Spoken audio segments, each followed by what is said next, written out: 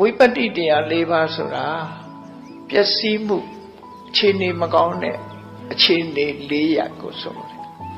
ကာလဝိပတ္တိခေမကောင်းတာကြီးပွားတိုးတက်ဖို့ခေမကောင်းဘူးစစ်ပြေးဒုက္ခဖြစ်နေရတယ်တခြား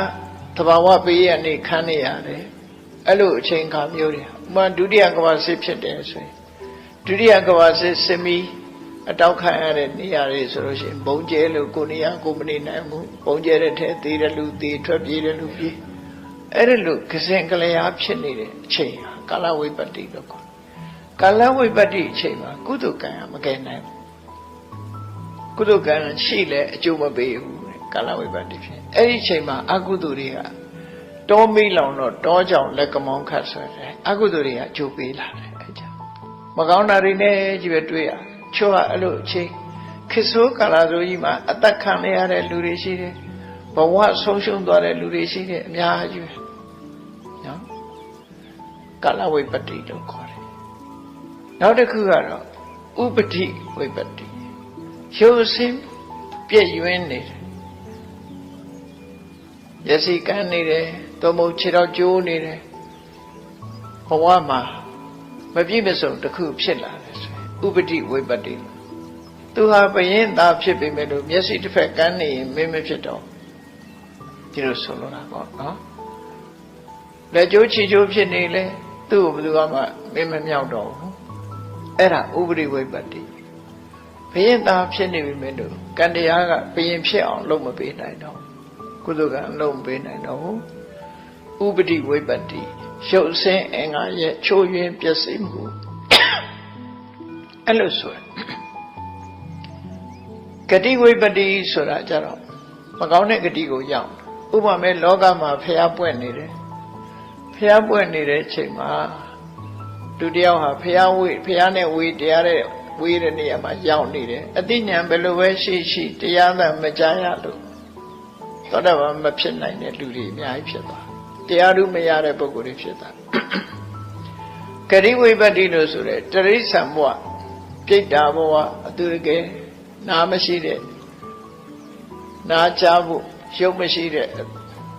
အရုပပြမဘုံတို့ရောက်နေတယ်ဆိုရင်ဘုရားပွင့်ပြီးတရားဟောနေတာ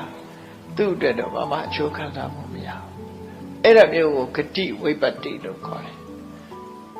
ဩဃတထဲမှာပါတဲ့ရပ်ဖြစ်၈ပါးဆိုဂတိဝိပတ္တိဖြစ်ရပ်ဖြစ်၈ပါးရပ်ဖြစ်တဲ့အခြေအနေတစ်ခုဟာအခွင့်အရေးမပါတဲ့တရားဓုမရနိုင်တဲ့အသိဉာဏ်မဖြစ်နိုင်တဲ့ဘဝမျိုးတွေလို့ဆိုလို့နောက်တစ်ခုကတော့ပယောဂဝိပတ္တိလို့ခေါ်တယ်ပယောဂဆိုတာလုံလဝိရိယကိုပြောတာ